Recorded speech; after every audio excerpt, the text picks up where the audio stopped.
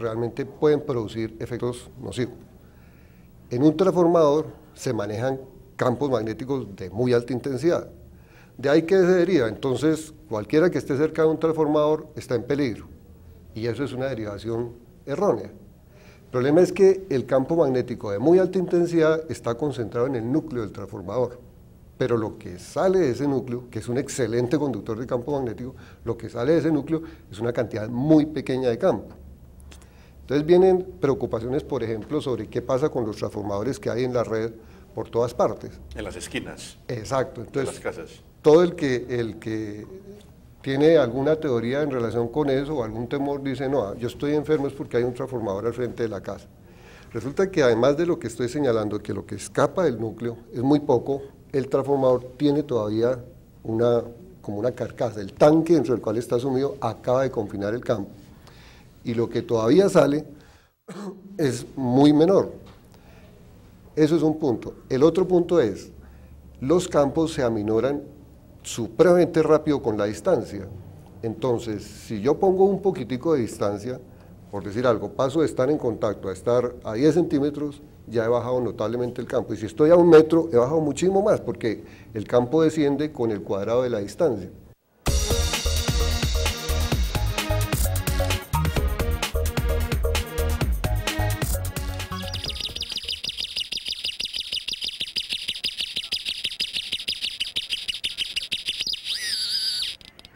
Basta poner un poquitico de distancia y uno está rápidamente reduciendo el nivel de campo que lo incide de una manera notable. Entonces ahí, ese es uno de los mitos que yo diría, no porque haya un transformador cerca yo tengo que enfermarme, para nada, ni tiene que ser la causa. De un lado. De otro lado, estudiar los efectos que se le acostumbran a veces a asignar a los campos electromagnéticos también es difícil porque así como vivimos en un ambiente electromagnético, también vivimos en otra cantidad de condiciones que son parte del ambiente, la comida, por ejemplo.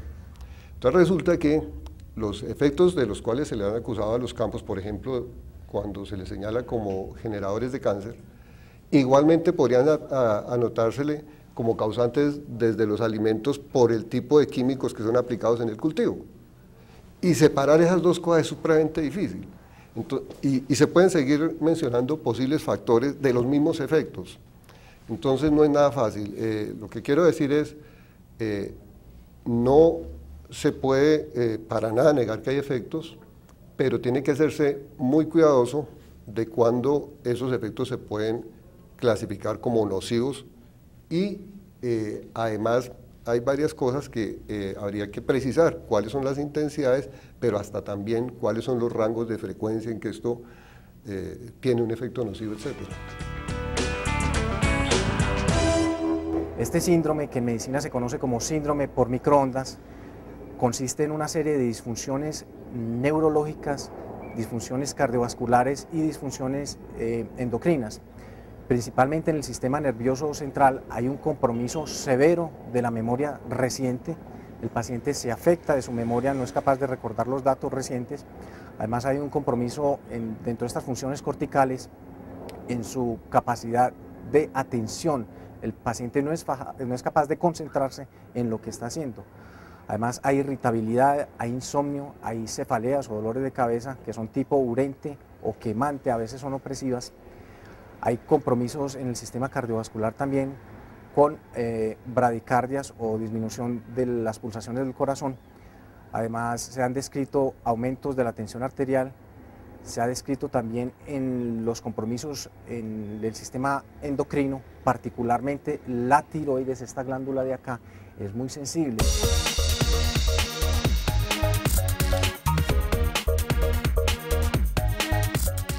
La situación en la ciudad de Medellín es una situación absolutamente catastrófica. Esto es un holocausto, como es un holocausto internacional, pues, y se están poniendo muertos y muertos y muertos, como te decía. En Medellín, según cifras del municipio de Medellín, son alrededor de 690 antenas de telefonía celular, sin contar las de internet inalámbrico. Y si tú consultas en el ministerio, pues ellos más o menos manejan unas cifras de 3.000 a 4.000, pero no las tienen tabuladas porque como eso está de libre colocación, entonces nadie sabe. Indudablemente hay muchos casos, lo que pasa es que la sintomatología es muy inespecífica y está asociada a muchas otras enfermedades, pero las personas tienen que tener presente de que en el mundo la epidemia se está presentando luego de la creación de estas antenas. Fundamental, la persona que esté sufriendo por eso, que se aleje. Es decir, si usted tiene una antena de microondas a 1 cuadra, a 2 cuadras, a 3 cuadras, es fundamental alejarse de eso.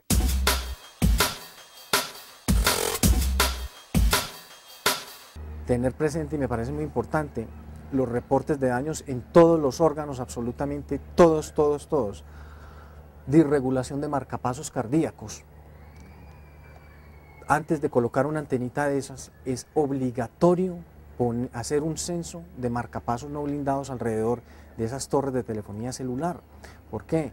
Porque están documentados las arritmias cardíacas en los pacientes que tienen ya sea trastornos en la conducción eléctrica del corazón o pacientes que de por sí ya tienen un marcapasos implantado.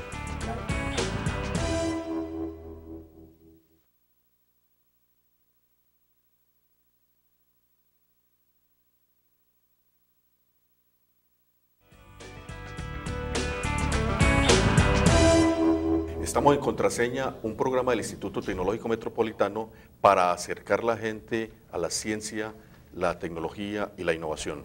Hoy estamos tratando el tema de los campos electromagnéticos y de sus posibles efectos sobre la salud humana y los riesgos que conllevan el uso de algunos aparatos. Sería bueno, de todas maneras, que los televidentes sepan que aquí hablamos de altas y bajas frecuencias.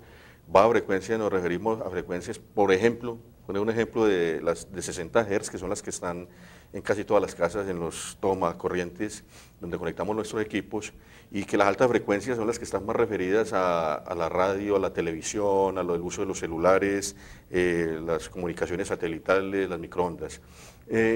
Veamos un poco cuáles pueden ser algunos efectos nocivos, dado que contamos con el profesor José Amado, que ha venido haciendo una investigación sobre el efecto de los campos electromagnéticos a nivel biológico. Y luego hablaríamos de efecto, o los efectos positivos o los beneficios que traen los campos electromagnéticos. Profesor José Amado. Bueno, sería bueno hacer un pequeño preámbulo con respecto a eso. Los sistemas eléctricos de potencia están compuestos exclusivamente desde la generación de la energía eléctrica y viene una rama que es la transmisión de la energía eléctrica, donde se manejan niveles de voltaje, por ejemplo en Colombia, del orden desde hasta 500 kilovoltios, 230.000 voltios, 110 kilovoltios. Y después vienen lo que llaman los voltajes de distribución de energía, donde se manejan 13,2 kilovoltios, o sea, lo que nosotros llamamos 13.200 voltios, y ya los niveles de consumo, que son del orden a nivel residencial, más que todo 220 voltios, 110 voltios. Yo me concentré exclusivamente fue en el manejo de los altos campos eléctricos que se presentan, porque son medibles y calculables alrededor de las líneas de transmisión y de distribución de energía, donde hay unas intensidades de campo eléctrico tan grandes del orden de 1 a 2 kilovoltios por centímetro. De esa es la forma como se miden los campos eléctricos. Aunque el campo eléctrico es muy fácil de controlar, es la misma casa, la misma vivienda controla el campo eléctrico porque actúa como si fuera una jaula de Faraday. O sea que nosotros en cierta forma estamos protegidos por la misma casa ante esos campos eléctricos. El campo magnético sí es más difícil de controlar. Entonces ahí es donde hay que tener presente unas formas de protección muy diferentes a las que se hace con los campos eléctricos. Resulta que una persona, nosotros como tales convivimos dentro de las líneas de transmisión y las líneas de distribución de energía, pero estamos a unas distancias relativamente grandes con respecto a esa fuente de esa radiación de ese campo. Entonces prácticamente las emisiones que se dan de esos campos hacia la persona humana son reducidas. No voy a decir si hacen daño o no hacen daño. No, eso sí no lo voy a decir, porque esa es precisamente la investigación, llegar hasta qué punto es donde verdaderamente puede hacer daño. Y también hay que tener en cuenta que todos los seres humanos tenemos unas composiciones completamente diferentes, donde unos son más sensibles a esos campos y otros son más fortalecidos. Como hablábamos ahora fuera de cámaras, en que se podía pensar en que el cuerpo humano desarrolla como una especie de coraza de defensa contra esos campos. Entonces, mirando ya la intensidad del campo eléctrico, es mirar cuáles personas eran las que estaban sometidas a esto. No voy a hacer terror con esto. No, un liniero, que es una persona que hace mantenimiento en línea viva, él Cuando está haciendo, él está muy bien protegido porque tiene muy buenos componentes de protección, elementos de protección que lo protegen de la electrocución directa. Pero esa persona en esos momentos está sometido a unos campos. Cuando está en cercanías de la línea, esa